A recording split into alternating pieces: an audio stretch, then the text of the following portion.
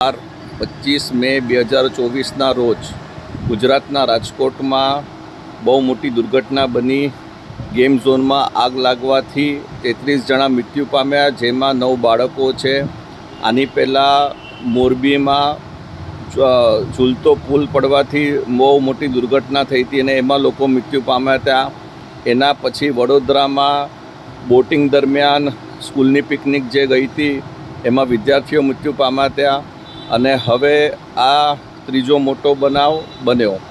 તો ગુજરાતના લોકોને મારી પ્રાર્થના છે કે તમે કેટલી પણ હાઈફાઈ લાઈફસ્ટાઈલ બનાવી લો, તમે કેટલા પણ વિદેશ ફરી આવો, તમે કેટલા પણ NRI બનો, તમે કેટલું પણ જીવનની સ્ટાન્ડર્ડ ઓફ લિવિંગ વધારો, પણ જ્યાં સુધી તમારી માનસિકતા આમાં છે કે મારે શું, આમાં કોણ ફરિયાદ કરે, ત્યાં સુધી તમારો જીવ જોખમમાં છે।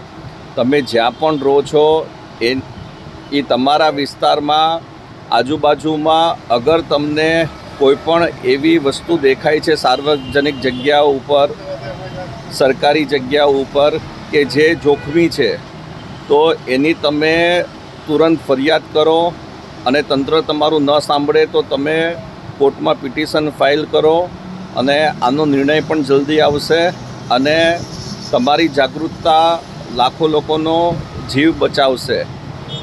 હજુ પણ લોકો સુધર્યા નથી અને હજુ પણ લોકો પોતાની મસ્તીમાં જીવે છે।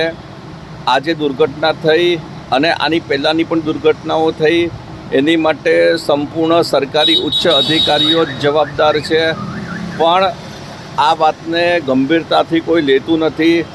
સરકાર સરકારની રાજનીતિ કરશે, સરકાર સરકારનું કામ કરશે, પણ જ્યાં સુધી તમે લોકો ગંભીર નહીં બનો, ભગવદ્ ગીતામાં પણ કીધું છે કે મનુષ્ય પોતે પોતાનો ઉદ્ધાર કરવાનો છે, તો જ્યાં સુધી તમે સ્વબળ દ્વારા જાગૃત નહીં થાઓ અને ફરિયાદ નહીં કરો, કોર્ટમાં પિટિશન ફાઇલ નહીં કરો અને તમારી આજુબાજુમાં જ્યાં પણ જોખમવાળી પરિસ્થિતિ છે ત્યાં તમે ફરિયાદ નહીં કરો, તો આવી દુર્ઘટનાઓ વારંવાર થતી રહેશે।